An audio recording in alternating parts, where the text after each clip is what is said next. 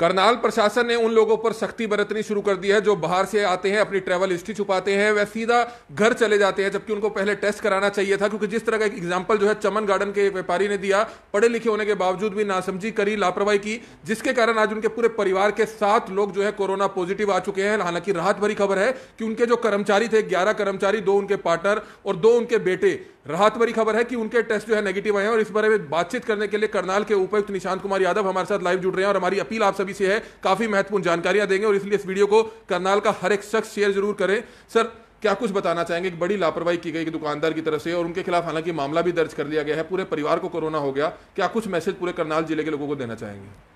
देखिए, ये एक बड़ा ही गैर जिम्मेदाराना रवैया था उनका। खुद वो लगभग 1 हफ्ते पहले दिल्ली गए थे, उनके रिलेटिव्स के भी कोरोना के टेस्ट पॉजिटिव आ गए थे, जो इनके इन-लॉज वगैरह हैं। उसके बाद भी ना तो उन्होंने प्रशासन को बताया, ना खुद का टेस्ट करवाया। उनका जो लड़का है, उनको फीवर आने पे उन्होंने कोई दवाई दे करके फीवर को ठीक करने की कोशिश की, फिर भी उन्होंने टेस्ट नहीं कराया। तो बड़ा ही है कि ये गलत तरीका है और निश्चित रूप से उन्होंने ना केवल खुद के परिवार की बल्कि पूरे समाज की जान जोखिम में डाली है और इसीलिए प्रशासन ने उन पर कानूनी कार्रवाई भी की है।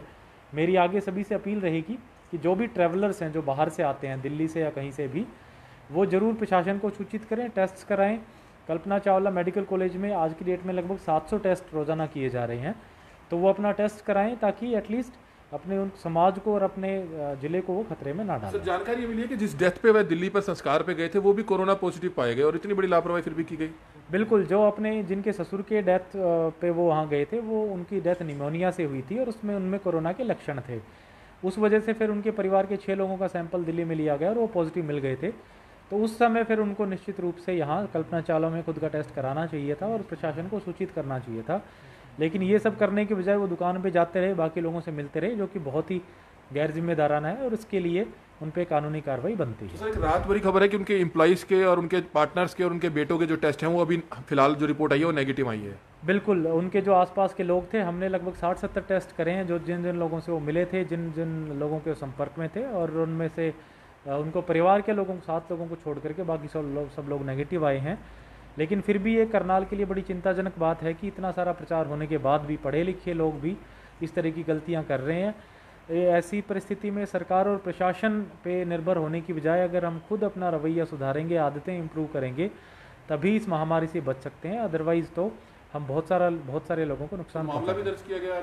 बिल्कुल, उनके खिलाफ FIR दर्ज की गई है डिजास्टर मैनेजमेंट एक्ट में और सख्त कार्रवाई की जाएगी। सर, एक डॉक्टर्स की तरफ से ये कहा गया था, कल्पना चावला के डॉक्टर से हमारी बात हुई थी, कि अगर आप बाहर से आ रहे हैं, अगर आपको कोई लक्षण नहीं नजर आ रहे, अगर आप टेस्ट नहीं कराना चाह रहे, टेस्ट पहली बात तो कंपलसरी है कि कराएं। अगर कोई नहीं कराना चाहता, लेकिन कम से कम होम क्वारंटाइन जरूर हो, बाहर ना निकले। अगर वो 10 से 14 दिन तक अंदर रहता है, वो सोचता है कि वहां जाएगा तो उसे सुबह से लेकर शाम तक लाइनों में खड़ा होना पड़ेगा, लेकिन वह खुद समझदार है, पढ़ा लिखा है, काफी यूथ आए हैं, उन्होंने खुद जो है होम क्वारंटाइन किया है, कहीं ऐसे हमारे जानकार है, तो उनको मैसेज क्या देना चाहेंगे? देखिए, जो भी हरियाणा के बाहर से कोई भी आता है और अगर वो एसिम्टोमेटिक है, उसमें लक्षण नहीं है, तो अपने घर पे 14 दिन के लिए रुके, वो अपने को होम क्वारंटाइन करे, प्रशासन को 1950 नंबर पे सूचित कर दे ताकि हेल्थ डिपार्टमेंट की हमारी टीमें हैं वो उनके घर के बाहर होम क्वारंटाइन का नोटिस भी लगा दें और 14 दिन के बाद वो फिर अपनी डेली एक्टिविटी रिज्यूम कर सकते हैं। लेकिन अगर कोई सिम्टोमेटिक है, किसी में लक्षण है, तो वो तुरंत कल्पना चावला सीधा आए, बल्कि उसको घर भी ना जाने की आवश्यकता नहीं है, बल्कि एडवाइजेबल है कि वो सीधा कल्पना चावला आए, अपना टेस्ट करवाए, ताकि ये कंफर्म हो सके कि कोरोना पीड़ित है या नहीं है। करनाल में जितने भी केसेस आए हैं, सबके सोर्सेज ट्रैवल हिस्ट्रीज से मिले हैं और ज़िले में लगभग हमने 1100 लोगों की रैंडम सैम्पलिंग कराई है, जिसमें स्वास्थ्यकर्मी भी हैं, पुलिसकर्मी भी हैं, सफाई कर्मचारी हैं, डोर टू डोर जो वेंडर्स हैं, सब्जियां देते हैं, वो लोग हैं, होम डिलीवरी बॉयज़ हैं, सबके टेस्ट नेगेटिव आए हैं। उससे ये चीज़ क्लियर है कि कम से कम हमारे ज़िले में कम्युनिटी स्प्रेड नहीं है, समुदाय में व्यापक तौर पर नहीं फैला है। जो भी केसेस आए हैं वो सिर्फ ट्रैवल हिस्ट्री की वजह से आए हैं, इसलिए ऐसे लोगों को लेकर के हमें ज़्यादा सतर्क रहना पड़ेगा।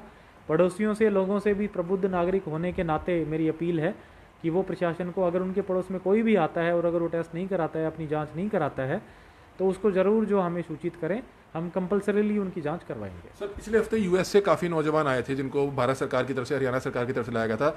8 लोग करनाल के कोरोना पॉजिटिव पाए गए हैं, जो 8 युवा हैं, उनको क्या पंचकुला में ही रखा गया अभी? जी, उनको अभी अम्बाला में जो मेडिकल कॉलेज है, मौलाना मेडिकल कॉलेज है, वहाँ पे उनका इलाज चल रहा है और ये 8 लोग हमारे ज़िले से संबंधित हैं। जैसे ही इनका रिपोर्ट नेगेटिव आएगी और इनका फिर 10 दिन का compulsory quarantine period first report negative आने के बाद जो एज़ पर नॉर्म्स बनता है वो कंप्लीट होगा। उसके बाद फिर वो उनको हमारे ज़िले में लाया जाएगा और हम उनको 14 दिन के लिए कंपलसरी इंस्टीट्यूशनल क्वारंटाइन कराएंगे, फिर उनको घर भेजा सर जाएगा। विदेशों से आने वाले परिवार काफ़ी लोग हैं जो करनाल के होटल्स में भी रहना शुरू कर चुके हैं, उनके लिए किस तरह के इंतजाम है और क्या मैसेज देना चाहेंगे, क्योंकि अभी भी काफ़ी लोग विदेशों से जो आएंगे, क्या कुछ इंतजाम उनके लिए किए गए हैं? उनके लिए हमने काफ़ी होटल्स आइडेंटिफाई किए हैं, उनकी सबकी अलग अलग रेट्स हैं। वो जो भी जिस भी रेंज के होटल में रुकना चाहते हैं वो रुक सकते हैं। और जो लेबरर्स के तौर पे बाहर कार्य करते थे, स्टूडेंट्स थे जो होटल्स को अफोर्ड नहीं कर सकते हैं, उनके लिए हमने नीलोखेड़ी में HIRD के जो हॉस्टल है उनको क्वारंटाइन फैसिलिटी, निःशुल्क क्वारंटाइन फैसिलिटी डेवलप की है। उनको फ्री ऑफ कॉस्ट वहाँ पे रखा जाएगा 14 डेज़ के लिए। उस दौरान उनका हेल्थ चेकअप भी किया जाएगा और उसके बाद इनको अपने घरों पे भेज दिया जाएगा। जो मामले हैं कोरोना पॉजिटिव के करनाल जिले में लगातार बढ़ रहे हैं, तो क्या कुछ जानकारी देना चाहेंगे करनाल के लोगों को, क्योंकि अगर रेड जोन में कल को आ जाता है तो रेड जोन कैसे आता है, कब आता है, और कहीं ना कहीं हमें खुद अगर अपने शहर को सुरक्षित रखना है, अपने शहर को दोबारा कर्फ्यू में नहीं लगाना, तो किस तरह की हेल्प मांगेंगे करनाल के लोगों से? देखिए, अभी तक जो हमारे केसेज हैं, जैसे मैंने बताया ट्रैवल हिस्ट्री की वजह से हैं, जैसे ही हमें ये लगेगा कि लोकल स्तर पे फैलने लग गया समुदाय में, तब हम इसमें कर्फ्यू डिक्लेयर करके रेड जोन में जिला आएगा और उसमें फिर जो काफ़ी सारी जो रिस्ट्रिक्शंस हैं वो लग जाएंगी, चाहे वो मार्केट्स को लेकर के हों, चाहे वो ट्रैवल टाइम को लेकर के हों, वो सारी चीज़ें बंद हो सकती हैं। तो मेरा सबसे यही आग्रह रहेगा कि हमें किसी भी कीमत पे इसको कम्युनिटी स्प्रेड के स्तर पे नहीं लेके आना है।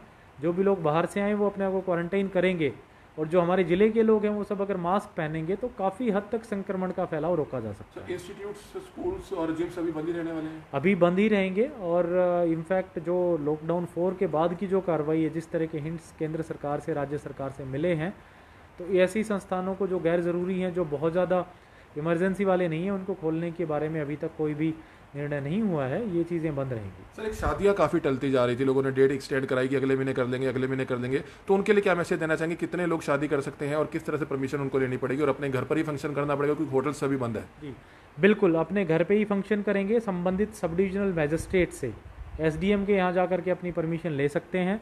परमिशन लेते समय उनको एक एफिडेविट भरना होगा जिसमें डिटेल शर्तें लिखी हैं कि किस प्रकार क्या क्या शर्तें वो पालन करेंगे। और उसमें जो है अब हम आगे सरकार इस पर निर्णय ले रही है, जिला प्रशासन भी इस पर सोच रहा है कि जो कुछ सेलेक्टेड बैंकेट हॉल्स हैं, होटल्स हैं, शादी के लिए इनको खोला जाए या ना खोला जाए। जल्दी इस पर 1-2 दिन में फैसला लेकर के लोगों को सूचित किया जाएगा।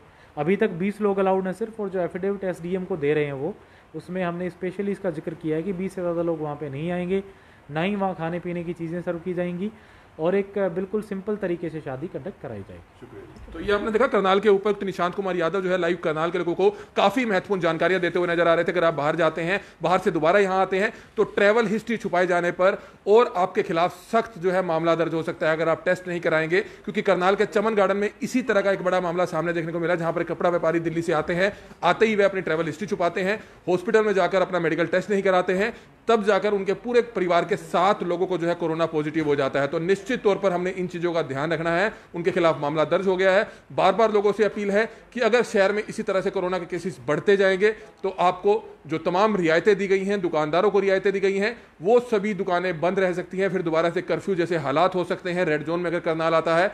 हमें उम्मीद है कि करनाल के तमाम लोग हमारा साथ देंगे, जिला प्रशासन का साथ देंगे। करनाल ब्रेकिंग न्यूज लगातार पल पल की अपडेट आपके बीच में लेकर आता रहेगा। करनाल के उपायुक्त निशांत कुमार यादव से काफी महत्वपूर्ण जानकारियों पर हमने बातचीत की। करनाल के तमाम लोगों से हमारी अपील है कि जो भी लोग इस वीडियो को देखें, ज्यादा से ज्यादा शेयर जरूर करें। कमल मिड्डा, करनाल ब्रेकिंग न्यूज, करनाल।